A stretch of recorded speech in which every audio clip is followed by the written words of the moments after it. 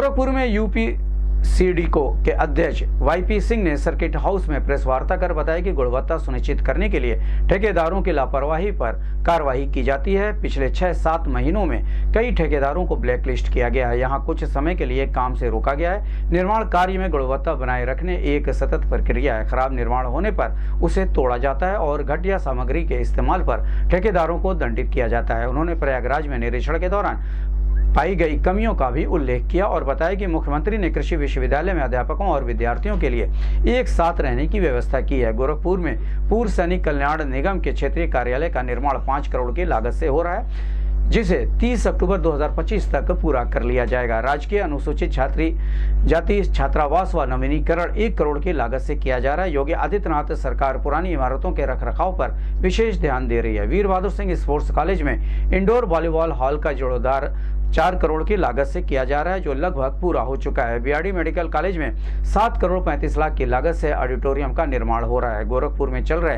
अन्य कार्यों का विवरण देते हुए उन्होंने बताया कि मदन मोहन मालवीय प्रौद्योगिकी विश्वविद्यालय में 19 करोड़ 49 लाख की लागत से 2000 क्षमता का ऑडिटोरियम बन रहा है, जो 31 दिसंबर 2025 तक पूरा हो जाएगा। बाबू जगजीवन राम योजना के तहत लालडीह स्थान पर 5 करोड़ की लागत से राजकीय अनुसूचित जाति छात्रावास का निर्माण हो रहा है, जो 31 दिसंबर 2025 तक पूरा होगा। विश्वविद्यालय में ही इलेक्ट्रिकल इंजीनियरिंग विभाग के भवन का विस्तार 1 करोड़ 71 लाख की लागत से हो रहा है, जिसमें 30 नवंबर 2025 तक पूरा करने का लक्ष्य है। इस संबंध में गोरखपुर से बात करते हुए यूपी सीडीओ के अध्यक्ष वाईपी सिंह ने कहा, यूपी सिडको के द्वारा, यूपी सिडको माने Uttar Pradesh State Construction Infrastructure Development Corporation, भवन निर्माण की एक अग्रणी संस्था उत्तर प्रदेश की, जो लगभग 53 विभागों का काम करती है पूरे उत्तर प्रदेश में। ऐसी एक अग्रणी संस्था है जो अच्छे कामों को करने के लिए जानी जाती है। भवन निर्माण का काम एक टेक्निकल काम रहता है। जब भी कोई व्यक्ति अपने घर को बनाता है तो बहुत आर्किटेक्ट का सहारा लेता है, तमाम अपने एफर्ट्स लगाता है, तब जाकर एक भवन निर्माण पूरा होता है। भवन कोई एक बिल्डिंग नहीं होती है। भवन एक बोलती हुई एक आकृति है जो अपने आप में बोलती है। और इसलिए मैं कहना चाहता हूं कि यूपी सिडको जितने भी भवन निर्माण काम करना चाहती है या कर रही है या भविष्य में करेगी, अपने मापदंडों को ध्यान में रखते हुए कर रही है। और हम चाहते हैं कि हमारी बिल्डिंग मुंह से बोलें, देखने से लोगों को समझ में आए। उत्तर प्रदेश के यशस्वी मुख्यमंत्री श्रद्धेय योगी आदित्यनाथ जी के नेतृत्व में आज उत्तर प्रदेश आगे बढ़ रहा है। हमारे हर जिले में हमारे ऑफिसेज हैं, कार्यालय हैं, और हर जिले में हमारे 50 करोड़ से लेकर 100 करोड़ तक के काम हो रहे हैं। मैं गोरखपुर में भी जो हमारे काम हो रहे हैं, मैं उनका एक विस्तृत ब्यौरा आपके बीच में देना चाहता हूं। हमारा एक प्राविधिक शिक्षा विभाग की बिल्डिंग का कार्य हम लोग मदन मोहन मालवीय प्रौद्योगिक विश्वविद्यालय गोरखपुर में 2000 की क्षमता के ऑडिटोरियम के निर्माण का कार्य कर रहे हैं। यह जनता की बहुत सारी जरूरतों को पूरा करेगा और इसकी जो लागत है वो 19 करोड़ 49 लाख लागत है इस ऑडिटोरियम की। इसको हम लोग 31 श्रद्धेय मुख्यमंत्री जी ने एक व्यवस्था की है। ये बहुत ही सुंदर प्रोजेक्ट माननीय मुख्यमंत्री जी ने चलाया कि भाई अध्यापक भी वहीं रहें और विद्यार्थी पढ़े भी वहीं। क्योंकि होता क्या है कि अध्यापक यदि दूर चले जाते हैं तो उनको आने में कई बार विलंब रहता है, कठिनाइयाँ रहती हैं। तो एक साथ विद्यार्थी रहें, गुरु भी वहीं रहे, तो एक बहुत ही सुंदर कार्यक्रम पूरे उत्तर प्रदेश में हर जिले में ये चलाया जा रहा है। इसी तरह से जनपद गोरखपुर में पूर्व सैनिक कल्याण निगम के क्षेत्रीय कार्यालय का एक हमारा ऑफिस यहाँ पर बना रहे हैं हम लोग। सैनिक कल्याण के स्टाफ के लिए ये प्रयोग में होगा। 5 करोड़ की लागत से ये हमारा प्रोजेक्ट बन रहा है और 30 अक्टूबर 2025 तक यानी 4 महीने बाद हम इस प्रोजेक्ट को हैंडिंग ओवर में ले जाएंगे, हम उनको सुपुर्द करेंगे। इसी तरह से राजकीय अनुसूचित जाति छात्रावास गोरखपुर में एक कार्य चल रहा है और इसमें 1 करोड़ की लागत से कार्य है ये। इसमें रिनोवेशन की जा रही है। यानी आप देखिए कि पहले लोग क्या देखते थे कि पहली सरकारों में बिल्डिंग बन जाती थी, जर्जर हालत में रहती थी, रिनोवेशन की कोई व्यवस्था ही नहीं थी। अब श्रद्धेय योगी आदित्यनाथ जी की सरकार में कोई भी बिल्डिंग पुरानी होती है तो उसके अनुरक्षण की एक प्रॉपर और एक व्यवस्था रहती है। और मैं आपको बताने में मुझे गौरव की अनुभूति हो रही है कि आज उत्तर प्रदेश में माननीय मुख्यमंत्री जी एक भी बिल्डिंग को ऐसी हालत में नहीं छोड़ना चाहते जिसको लोग कहें कि ये जर्जर है। बिल्डिंग नई दिखे, व्हाइट वॉश उसमें हो, हम उस तरह की व्यवस्था में उत्तर प्रदेश को लेकर आगे बढ़ चुके हैं।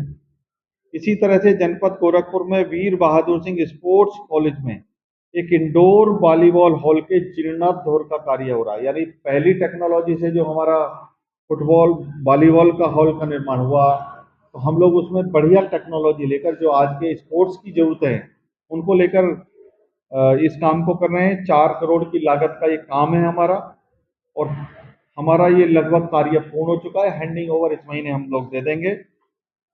इसी तरह मेडिकल कॉलेज में हमारे एक ऑडिटोरियम भवन का निर्माण हो रहा है। बीआरडी मेडिकल कॉलेज में 7 करोड़ 35 लाख रुपए की लागत से काम हो रहा है ऑडिटोरियम का और जुलाई में हम लोग इस काम को हैंडओवर करेंगे।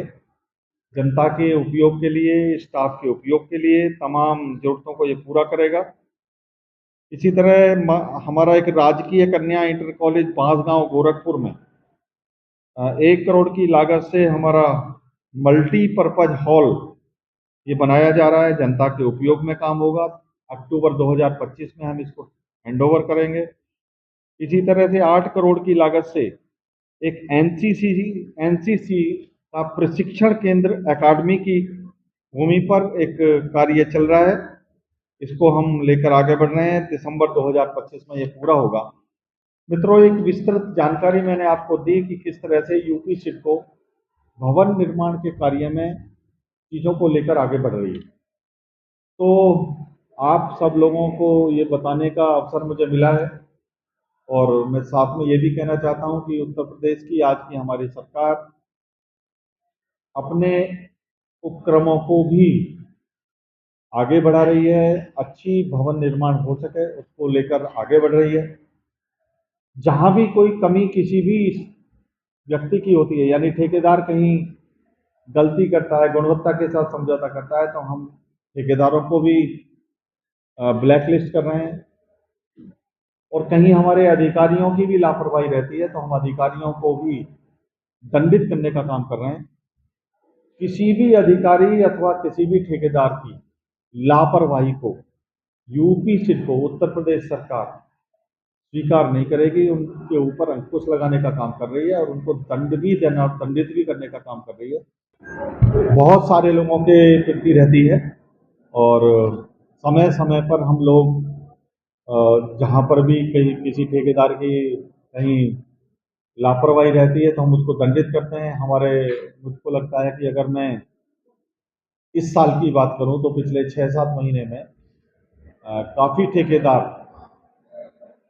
हम लोगों ने टाइम बार करके, यानी 1 साल के लिए किसी को लंबित किया है, किसी को ब्लैकलिस्ट किया है।